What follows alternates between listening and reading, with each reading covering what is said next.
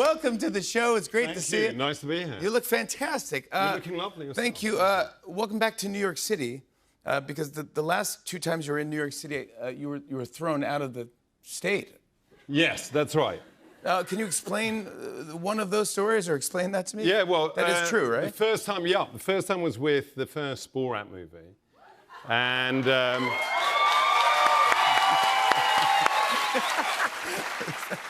Oh, wow.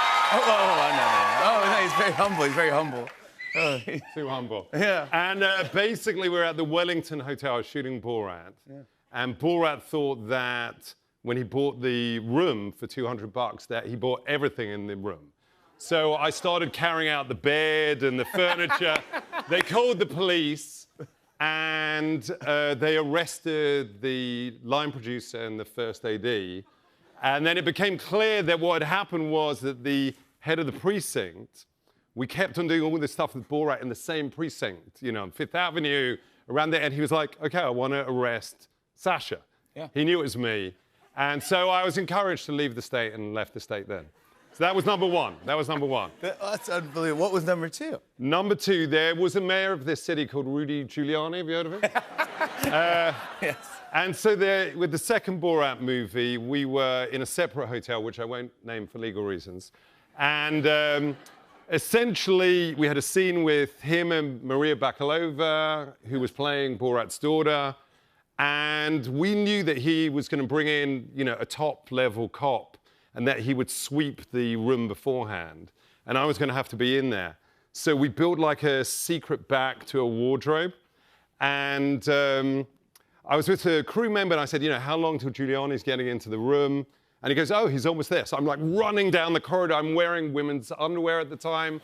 And I run into this room, open the wardrobe, close it, and suddenly I hear, it was like a bad cop drama, hear the cop come in, open the door, look, see that there's no one there. And he found you? And then, no, he didn't find me, and I'm there, and I'm locked in the cupboard.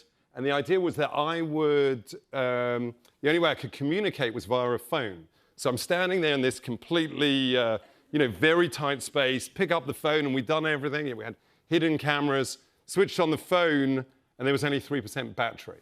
So eventually I'm poking my head out, and I see the actress. She's, you know, Rudy Giuliani's on the bed. I'm like, you know, doing all this stuff with him. Yeah. And then the thing happens. Rudy freaks out, and suddenly the cop comes into the room, and he says, you're staying right here. And I'm playing Borat, who, you know, he looks at a chair and goes, what is this machine with 4 legs? and he pushes me into the room. He goes, you're not going anywhere. And I knew I had I had an escape route. I had a car waiting downstairs to get the hell out of there. And so he pushes me into the room, and I said, no, you cannot. This is my property. That would be false imprisonment under your New York statute. And he let me go, ran out, and then my lawyer calls me up. The same lawyer has told me to get out of the state in Borat 1. He said, and basically Giuliani or somebody had called a variety of police and law enforcement agencies. They all started descending on the hotel. Everything got impounded. Oh, taking all the footage? Yeah, trying to locate the footage. And then basically my lawyer said, get the hell out of the state. And I thought it was a little bit over the top. So I called up an ex-detective I knew from New York. I said, listen, my lawyer's saying I need to get out of the state. And he goes, what do you do? I go, I just did like this interview with, you know, a guy. He goes, you know, I told him what happened. He goes, who was it? He goes, you don't need to do anything. Yeah. He goes, who was it? I go, Giuliani. He goes, get the hell out of the state. So, why? Get out. Get out. Yeah, so this is the middle of COVID.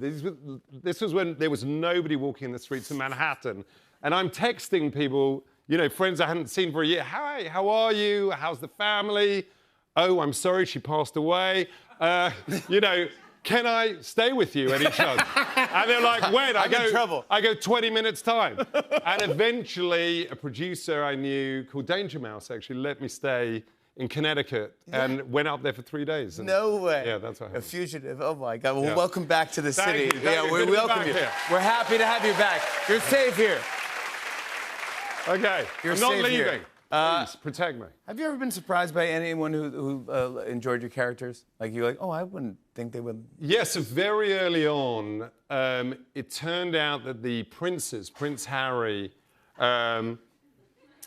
basically went to his grandmother's mother. So this was the mother of the Queen, as we call her, the Queen Mother. Yeah. And the Queen, this was on Christmas Day, and basically they taught her about Ali G and how to, do the catchphrases. Then they had Christmas dinner with the Queen, and the Queen said, how did you find lunch? And apparently the Queen Mother stood up and went, wicked! No way! No way! Yes, yeah. That's fantastic. Yeah, so that was the That's Queen Mother. wild. The Queen, that's the biggest. I want to talk about Disclaimer, by the way. You're fantastic in this. Thank you very Everyone much. is great in this. But earlier today, I want to talk about this. You made a very massive donation to help the people of Sudan. Yeah, so basically, I recently got alert to the fact there's 25 million people who need help. It's the biggest hunger crisis in the world. It's the biggest displacement crisis in the world. A couple of million people are literally, their lives are under threat from famine in the next few months. If you want to help, there's a great charity called Save the Children US or the International Rescue Committee. Thank you very much. Thank you. If you can make a donation, that'd be great. Yeah. I will. Thank you. All right, let's talk about Disclaimer. You don't do a ton of dramatic roles, but when you do, they're with Academy Award-winning directors. I mean, this is Martin Scorsese, you go Aaron Sorkin, Adam McKay. I mean, and now we have Alfonso Cuarón. Yeah. It's fantastic. It's great. Do you like doing dramatic roles?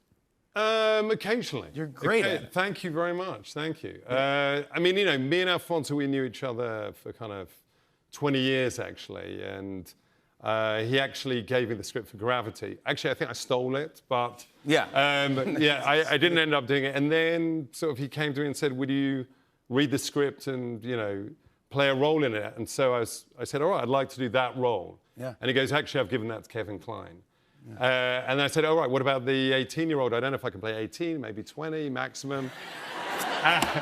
He goes, no. He goes, he'll be playing Cate Blanchett's husband, and that's what I've been doing. So. But it's fantastic. There's a scene that you do. I'm not spoiling anything. I want to say the scene is probably 15 minutes long, one take. Yeah. With Cate Blanchett. Yeah. So he was insistent on one take, and I said, can't we just edit it up? It's 15 minutes. It's a lot to learn. Yeah. And he said, editing is no. Why is he sounding like Borat? He goes, editing. Yes. Is murder. And I was like, really? So he goes, you have to do it in one take. So we did this one take, wasn't good enough. Do it again. So we did it like 11 times. So it's like 11 times 15 is, it was basically 2.5 hours, something like that. And I go, all right, we've done it. He goes, today was rehearsal. And we did it the next day, the whole day the next day. So, wow, he's a perfectionist, huh? He really is. So he works with this guy called Emmanuel Lubezki, this 3-time Oscar-winning cinematographer. And, this guy called Chivo Emmanuel Lubezki, comes on set and basically Cuarón comes to my trailer and he goes, listen, Chivo's come on set. He's not completely happy with the lighting. It's going to be a bit of time. So I thought, a couple of hours. 3 weeks later, he's ready. So, Wow. He really is a perfectionist. Wow. Yeah. Well, it's worth it. You did a great job. Thank you. I want to show everyone a clip. Here's Sacha Baron Cohen in Disclaimer. Take a look at this.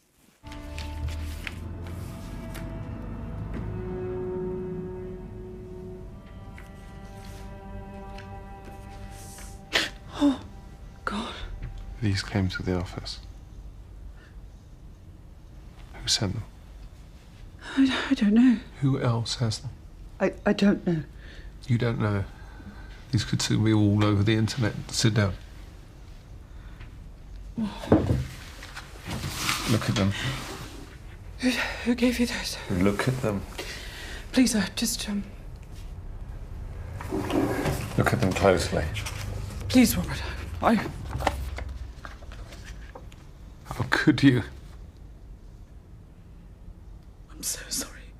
That's how you do it.